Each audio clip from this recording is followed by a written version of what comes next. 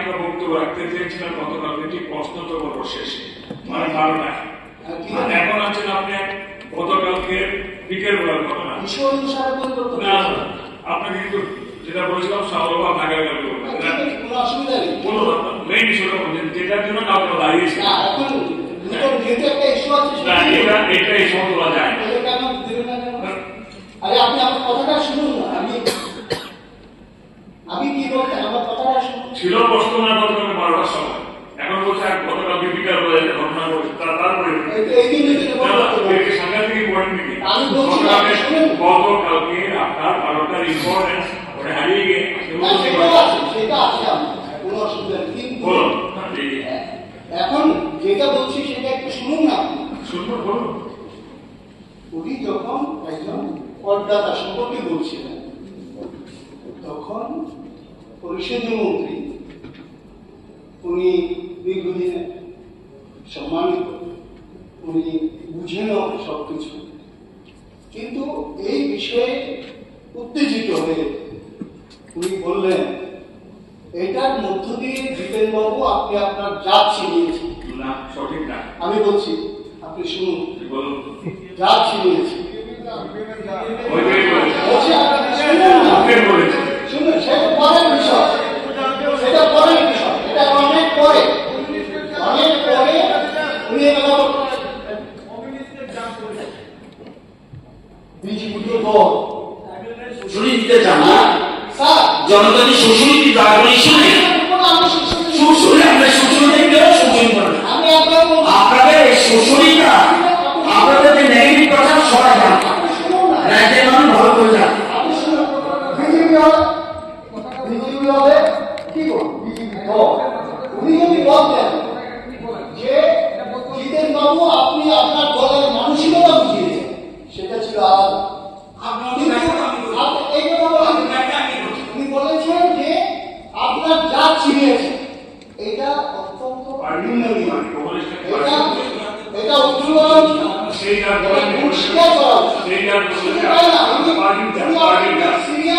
উনি আরো বললেন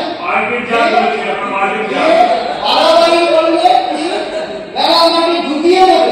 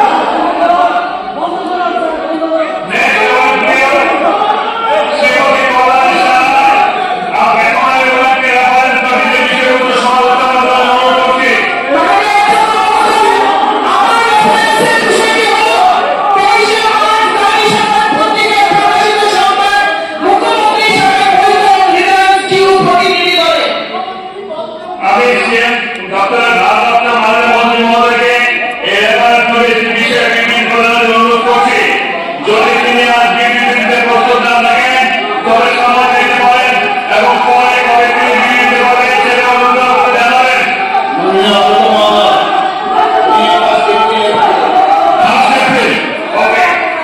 তৃতীয় রেফারেন্স চেয়েছেন মাননীয় সদস্য শ্রীমতী নন্দিতা মহোদয়া রিয়া। এখন আমি ওনাকে রেফারেন্স নোটিশ বিষয়বস্তু সহ উত্থাপনের অনুরোধ করছি।